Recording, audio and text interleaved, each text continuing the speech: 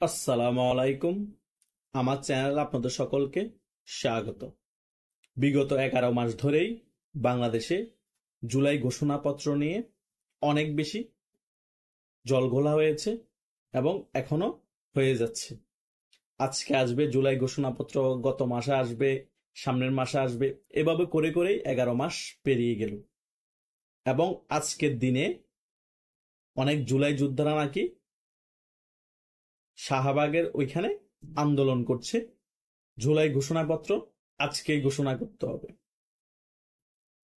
এই হচ্ছে বাংলাদেশে এখন নাটক। আসলে কি জুলাই ঘোষণাপত্র ঘোষণার পরও বাস্তবায়ন হবে? আবার কিছুদিন আগে শুনতে পেয়েছিলাম তিনটা দলকে নাকি গোপনে জুলাই ঘোষণাপত্রের নথি দেওয়া হয়েছে। আমার কথা হচ্ছে, জুলাই ঘোষণাপত্র বানানো হয়েছে, বাস্তবায়ন করা হচ্ছে না, গোপনে গোপনে তিনটা দলকে জুলাই ঘোষণাপত্র দেয়া হচ্ছে কেন রে ভাই?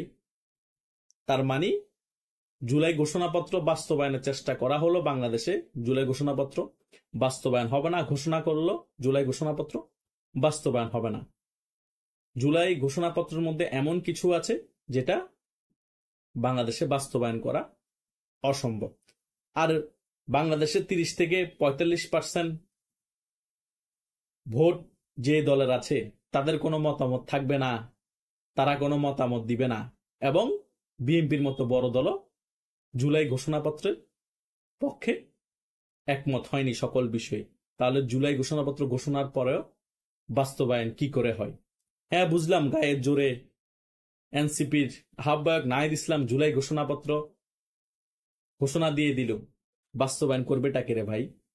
বাংলাদেশে 80% ভোট আছে বিএনপি আওয়ামী লীগের, তারাই তোমাদের জুলাই ঘোষণাপত্রের পক্ষে না। যারা 1971 সালে মুক্তিযুদ্ধের বিপক্ষে ছিল তারা, তোমরা, ডক্টর ইউনূসের কিছু গ্যাং আছে, তারা এই জুলাই ঘোষণাপত্রের পক্ষে। 20% জনসমর্থন নিয়ে তোমরা জুলাই ঘোষণাপত্র ঘোষণা করলে বাস্তবায়ন করা সম্ভব হবে বাংলাদেশে? কখনোই সম্ভব হবে না।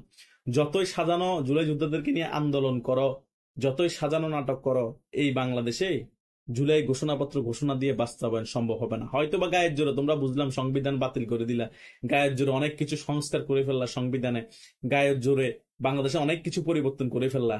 এটা কিছু সময়ের জন্য। নির্বাচনের পরে যে সরকার আসবে সে সরকার সকল কিছু আবার পরিবর্তন করে ফেলবে। আর এই দৌড়ে সবচেয়ে বেশি আগানো আছে বিএনপি।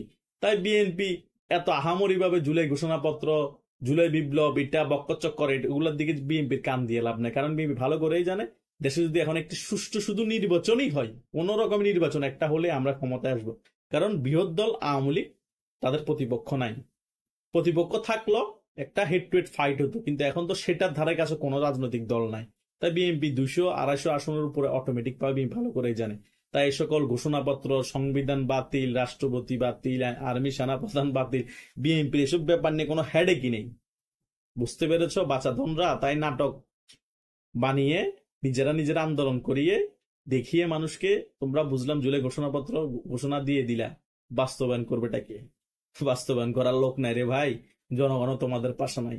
আমরা শুধু নাটক দেখবো তোমাদের আর হাসবো, আর সময় মতো রাজপথে নেমে তোমাদেরকে খেলে দিব। আমরা সাধারণ জনগণ এখন শুধু সময়ের অপেক্ষায় বসে আছি। Wait and see. ধন্যবাদ সকলকে।